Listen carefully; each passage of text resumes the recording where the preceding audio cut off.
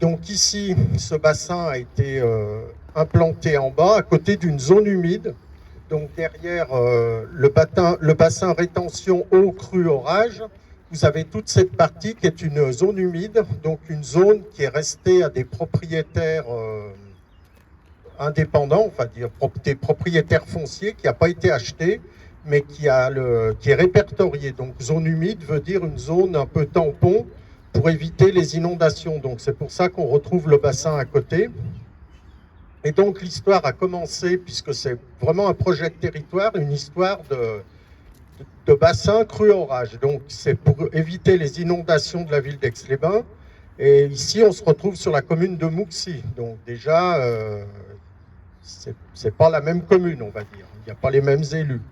Mais par contre, Grand Lac et à l'époque le Cisalpes a envisagé dans un ensemble de territoires de créer ce bassin, donc avec des fonds publics.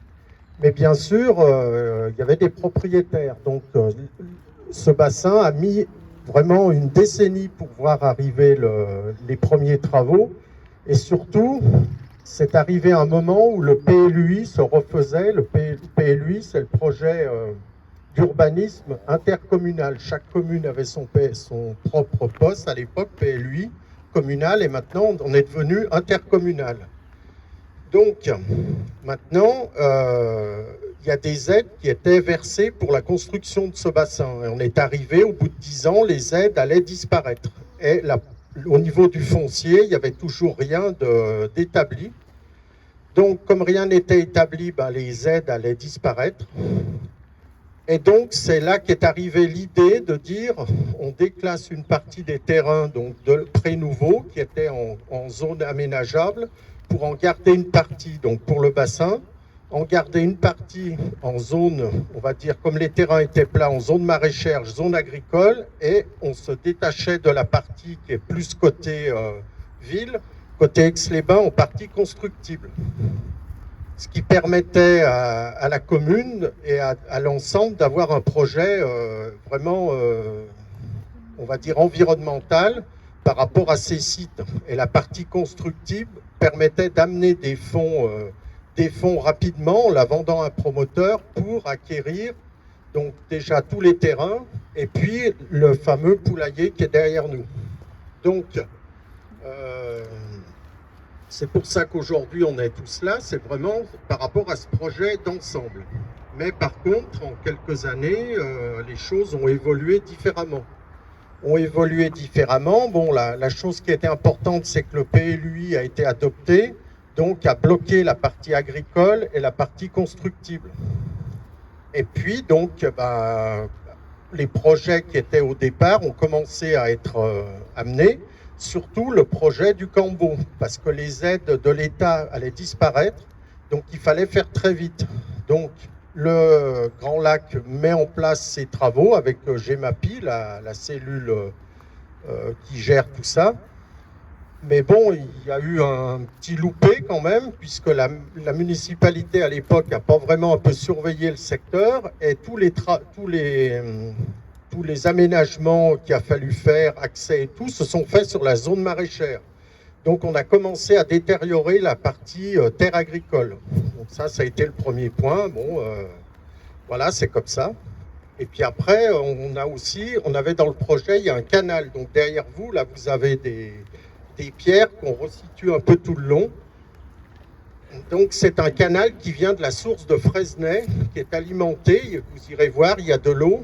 Donc il y avait ce projet de récupérer cette eau pour l'utiliser à la zone maraîchère. Donc le canal a été, à cause des travaux, un peu détourné sur l'autre partie, donc on va toujours dans ce sens, quoi. La zone maraîchère est la zone facile, donc on fait pour que ça aille dans ce sens, et pas dans l'autre.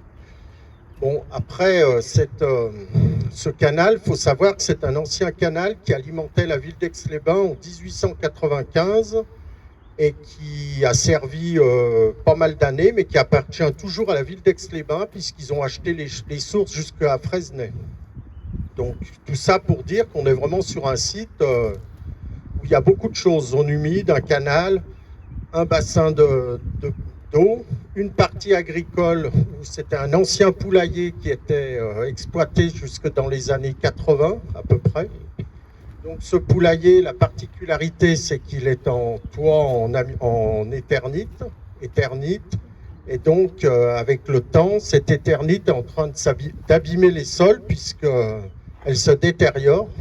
Donc là, ça fait depuis 5 ans, rien ne se passe. Donc c'est un point noir supplémentaire.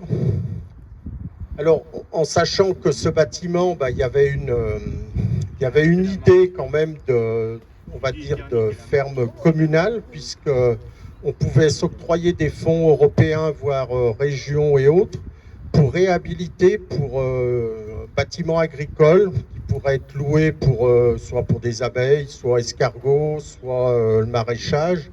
Enfin, il y avait une volonté à l'époque de dire, ce bâtiment on le conserve et on allie de la petite agriculture locale et périurbaine autour de ce bâtiment. Après, si ce n'était pas réalisable, les terres qu'il y a ici, il y a à peu près 2,5 hectares, se gardaient très bien pour faire une réserve foncière pour des maraîchers qui pouvaient venir de l'extérieur. Donc il y avait quand même plusieurs possibilités au niveau du maraîchage, le bâtiment ou la préservation des terres. Alors, donc, on est sur 2,5 hectares, mais il faut savoir qu'en dessus de la zone humide où on ira faire la balade tout à l'heure, la commune est propriétaire d'un terrain et il y a toute une zone encore agricole qui peut être en réserve foncière. Et après, si on refait le tour, donc de l'autre côté, on a un bois ici qui fait tampon qui a été conservé entre la zone constructible et la zone agricole. Aujourd'hui, l'inquiétude, les propriétaires ont été contactés et ce bois va leur être acheté à terre agricole et on ne sait pas ce que ça va en devenir. Si c'est pour faire un jardin d'agrément pour le lotisseur à côté, on ne sait pas. Donc il y a aussi une incertitude. Voilà. Après, donc, hormis que ça patine, qu'il n'y a pas de décision de prise, par contre, le lotisseur, il a eu son permis là récemment. Donc dans 3 mois à peu près, les constructions vont démarrer. Et la problématique, c'est que dans le projet de territoire qu'il y avait, il y avait des choses qui devaient être demandées aux promoteurs. Il devait être demandé un accès pour ne pas gaspiller de la terre à la zone maraîchère, et ainsi que des aménagements de réseaux, que ce soit égouts ou pluvial ou autre, pour que ça soit fait en commun, éviter le gaspillage de terrain, et surtout qu'il y ait un lien entre la zone maraîchère et la commune de Mouxy, enfin l'accès de l'autre côté. Aujourd'hui, rien n'a été demandé au lotisseur. Le lotisseur, lui, il a donné le chèque. Il dit, moi maintenant, c'est plus mon problème. Les accès, les réseaux et tout ce qu'on veut encore, tout ce qu'on aurait pu lui demander. Donc lui, il a la partie facile. Lui, il n'a pas de problème, tout va se faire, ça va très vite, le permis est demandé. Normalement, on ne pense pas qu'il y ait des recours. Donc on va dire que la partie constructive va avancer très très vite. Le deal, c'est quand même que quand la mairie a acheté, le PFL plutôt, qui s'est porté garant pour la commune, a acheté les terrains, l'argent qui était vendu de la commune, par rapport pour ne pas spolier la propriétaire, une somme était quand même dédiée, mais il y avait un équilibre qui était fait avec l'argent de la vente du terrain constructible. De l'argent revenait pour cette partie-là en aménagement. Aujourd'hui, on prend le chèque, on part avec et on oublie tout. Donc voilà un peu les problématiques aujourd'hui. Voilà, après, il y a des petits incidents. L'armée est venue se balader avec ses chars en manœuvre, je ne sais pas ce qu'ils ont fait. Bon, voilà. Il n'y a pas de surveillance, voilà, on laisse un peu faire les choses. Sur la partie... les terres restent, on va dire, en jachère. Voilà, donc en gros, voilà un petit peu, si je n'ai pas trop oublié de choses, je pense que c'est les principales, voilà un peu la situation et voilà un peu le site. Bon, après le site, il est comme il est, mais bon, maintenant, il y a quand même beaucoup de personnes de Mouxy qui vont il y a une partie de gens qui se baladent le dimanche, la semaine. Voilà, il y avait tout un ensemble avec le bassin qui était fait de garder un lien avec la commune sur la partie haute. Il y avait même un projet de recréer un passage sous l'autoroute pour qu'il y ait un accès d'Aix-les-Bains, de Boncelin, pour accéder sur la partie haute, voir la crémaillère, en évitant de passer sur les ponts et les routes de chaque côté qui étaient dangereuses, puisqu'à l'époque, la RA devait ouvrir ce passage, mais pas à voiture, ça serait un passage piéton et vélo, quoi. Donc voilà, il y avait quand même une réflexion d'ensemble, et aujourd'hui, ce qu'on peut dire, c'est qu'on ne sait pas comment on peut faire, qui prend les choses en main, chacun fait de son côté, et puis voilà, le projet reste comme ça. Donc nous, le but d'aujourd'hui avec l'association, c'était de faire un peu le tour de ce site, qui est quand même important de pas mal d'hectares, et puis voilà, de voir un petit peu, avoir une réflexion, parce qu'aujourd'hui, préserver des terrains, c'est important par rapport à l'alimentation, par rapport aux circuits courts. À Boncelin, avec le Riant Boncelin, il y a une dynamique qui se met en place, circuit court, participation un peu citoyenne. Voilà, on est dans des thématiques assez importantes. Là, il y a Christiane qui est là. Oui, c'est pas moi qui en parle. L'informatique, non, je parle plus. Oui, il y a une pétition, mais c'est Jean-Paul. J'en parlerai. Il en parlera. Donc voilà, d'un côté, on est bien sur Mouxy et puis Boncelin, Chevaline, avec le quartier de la Chevaline, qui est aussi partie prenante s'il y a du maraîchage ou une agriculture qui doit se faire. Après, c'est sûr que ce n'est pas non plus des grandes zones agricoles importantes, mais aujourd'hui, pour ceux qui ont vu le reportage Demain, là, il y a déjà quelques années, je pense qu'il y a des personnes, des Amis de la Terre, là, ce reportage Demain disait l'agriculture, elle repose sur 3 piliers.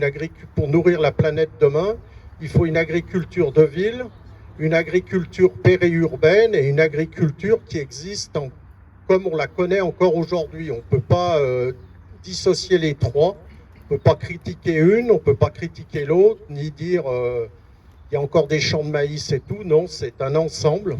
Donc ici, il y avait quand même un projet de territoire d'ensemble.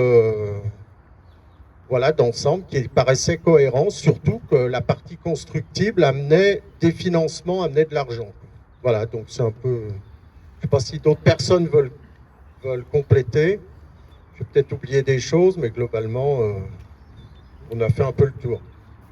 Quelque chose qui n'est pas dans les tablettes au départ, il faut que les gens se monopolisent, il faut que les gens ils aient envie que ça marche. Donc les gens doivent s'engager. Sinon, il n'y a jamais rien qui se passera. Donc, c'est vraiment l'engagement sur des sujets un petit peu différents. Mouxy n'avait pas besoin forcément de faire une zone de maraîchage. C'est une volonté.